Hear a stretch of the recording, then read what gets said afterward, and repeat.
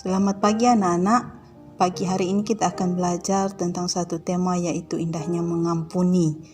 Bahan Alkitabnya Kejadian pasal 4 ayat 1 sampai 14. Kemudian Matius pasal 6 ayat 14 sampai 15 dan Matius 18 ayat 22 sampai 35. Tujuan pembelajaran yang akan dicapai yang pertama, siswa dapat menjelaskan apa arti mengampuni dan alasannya kenapa harus mengampuni. Yang kedua, siswa juga dapat menjelaskan siapa saja yang diampuni dan bagaimana caranya mengampuni. Adapun indikator pencapaian kompetensi yaitu dari 3.1.1 menjelaskan Allah mengampuni manusia di dalam Yesus.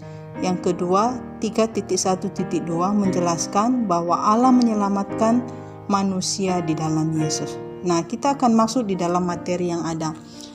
Yang pertama, kalian harus mengerti apa itu artinya mengampuni. Mengampuni artinya adalah memaafkan seseorang atas kesalahan yang telah dilakukannya kepada kita dan tidak mengungkit-ungkitnya lagi. Itu adalah arti mengampuni. Kemudian, mengapa kita harus mengampuni? Alasan yang pertama adalah Tuhan Yesus telah terlebih dahulu mengampuni dosa kita, maka kita pun harus mengampuni orang-orang yang sudah berbuat salah kepada kita. Yang kedua, yaitu dengan mengampuni membebaskan diri kita dari beban kebencian dan menggantikannya dengan damai sejahtera. Yang ketiga, dalam Matius pasal 6 ayat 14 sampai 15, dikatakan di situ bahwa jika kita tidak mengampuni kesalahan orang lain, maka dosa kita pun tidak diampuni oleh Allah Bapa di surga. Nah, hal-hal inilah yang menjadi alasan kenapa kita harus mengampuni. Kemudian, siapa yang diampuni? Nah, siapa saja yang bisa kita ampuni? Nah, ada dua contoh di dalam pembelajaran kita pada pagi hari ini. Yang pertama, yaitu seorang tokoh yang bernama Nelson Mandela. Dia adalah Presiden Afrika Selatan, Dia adalah orang yang berkulit hitam dan pada saat itu dia memperjuangkan keadilan bagi kaum kulit hitam di Afrika Selatan karena kulit hitam tidak diakui. Mereka sering ditindas dan diperlakukan secara tidak adil. Bahkan dia dipenjara selama 20 tahun dan selama dia di penjara dia diperlakukan tidak baik. Pernah seorang sipir penjara mengencingi Nelson Mandela. Betapa enggak enaknya apa yang diterima oleh Nelson Mandela. Tapi setelah dia keluar dari penjara, ternyata dia menjadi seorang presiden Amerika. Dan apa yang dilakukannya adalah yang pertama, dia mencari sipir yang pernah mengencingi dia. Sehingga waktu mereka bertemu, sipir ini sangat ketakutan. Tetapi apa yang dilakukan oleh Nelson Mandela? Dia tidak membalas apa yang sudah dia lakukan. Dia terima kepada Nelson Mandela. Tapi justru Nelson Mandela mengampuni dia. Nah, itu contoh yang pertama. Kemudian contoh yang kedua di dalam Alkitab, kita bisa melihat kisah Yusuf.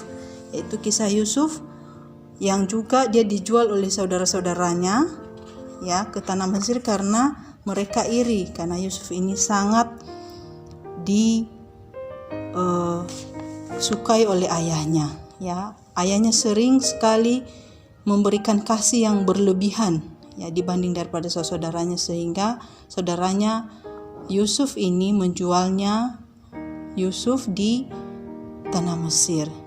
Tapi pada waktu terjadi kelaparan di tanah Kanaan, termasuk saudara-saudara Yusuf dan orang tuanya mengalami kelaparan, mereka harus membeli makanan di tanah Mesir yang pada saat itu Mesir dipimpin oleh Yusuf. Nah, apa yang terjadi?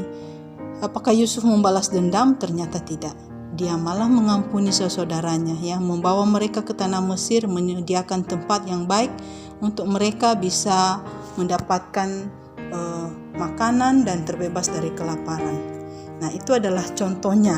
Nah, artinya bahwa siapa yang dapat kita ampuni? Yaitu semua orang-orang yang sudah menyakiti kita, siapapun itu. Baik itu orang tua, teman, saudara, atau siapapun yang membuat kesalahan kepada kita, maka kita harus mengampuni mereka.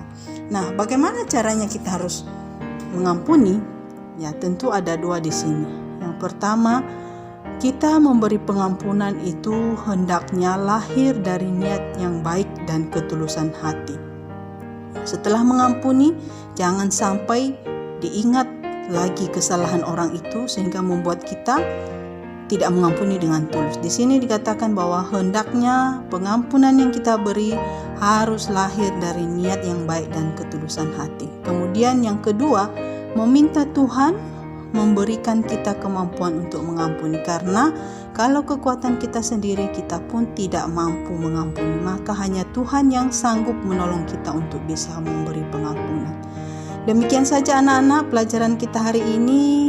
Kiranya kalian boleh mempraktekkan pembelajaran ini. Ampunilah orang-orang yang sudah menyakiti engkau, ya, siapapun dia. Tuhan Yesus memberkati kita semua. Amin.